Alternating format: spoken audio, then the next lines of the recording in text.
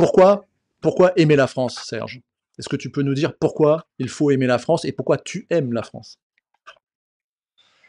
Bon, bah déjà, quand on a un lien de sang, dans le sens violent du terme, ça vous fait aimer. Hein. Quand vous combattez pour quelque chose, vous y tenez. Et d'ailleurs, si vous y tenez, vous combattez pour. Hein, ça se tient.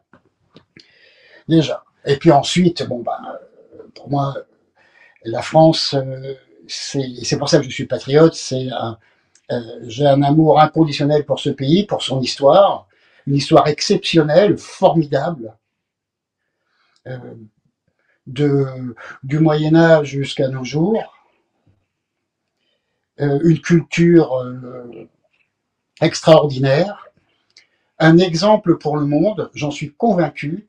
D'ailleurs, sans délire, hein, à l'heure actuelle, lorsque les chefs d'État se déplacent en Chine, un pays quand même majeur maintenant dans la géopolitique mondiale, de quoi parle-t-on? Des droits de l'homme, une idée bien française. Quand un président chinois vient en France, est-ce qu'on parle du confucianisme? J'en suis pas convaincu. Donc les idées politiques françaises sont majeures dans le monde, la pensée française est très importante, et je pense elle devrait être encore plus développée pour qu'on puisse arriver à cette phrase, à tendre vers le bonheur. Je pense que euh, la façon de penser française euh, amène plus au bonheur que euh, la vision anglo-saxonne. Déjà, euh, pour vous faire comprendre aussi l'importance qu'a la France, en 1800, à Waterloo, en 1815, Napoléon a perdu, bien sûr, la France a perdu, et plus que ça. Je vais vous faire une anecdote qui va vous faire comprendre. Comment Rothschild est devenu milliardaire? Enfin, il est devenu Rothschild. Eh bien, il a parié sur une information qu'il avait eue. Il savait que Napoléon avait perdu à Waterloo.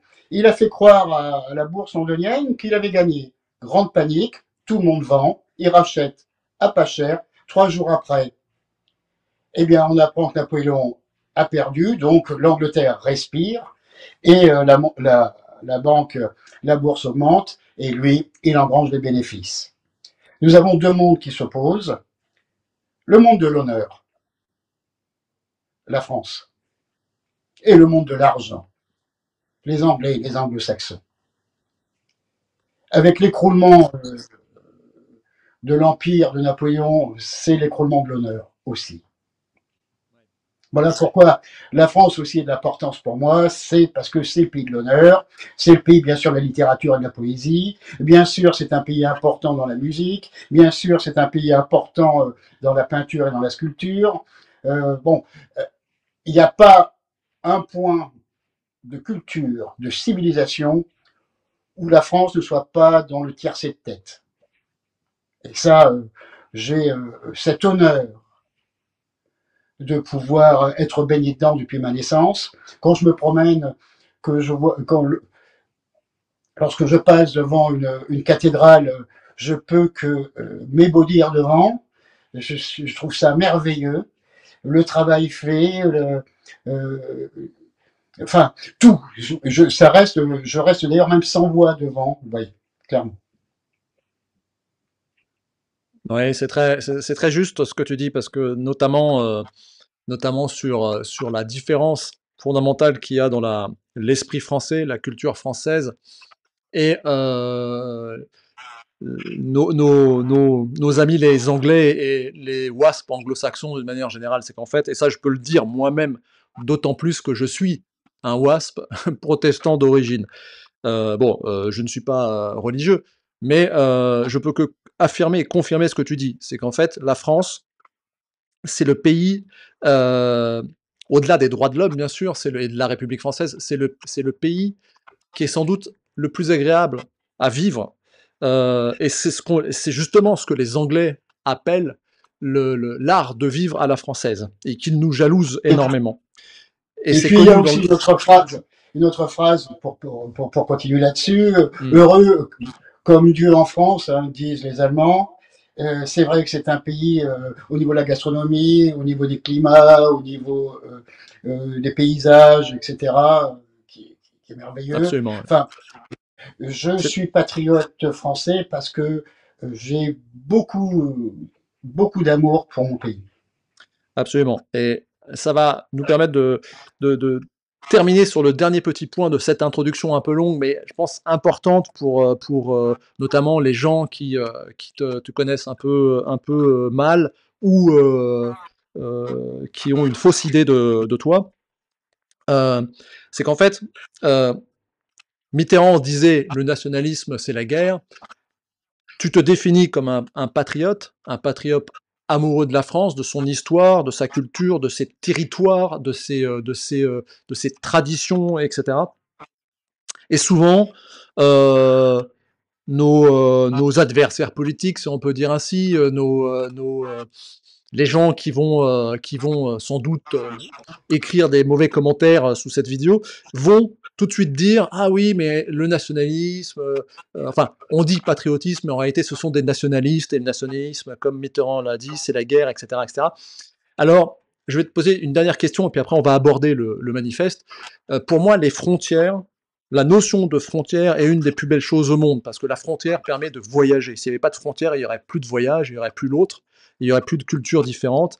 Alors, est-ce que tu peux juste nous dire, est-ce que tu es, toi, Serge Ayoub, un nationaliste qui veut la guerre ou est-ce que tu veux la paix?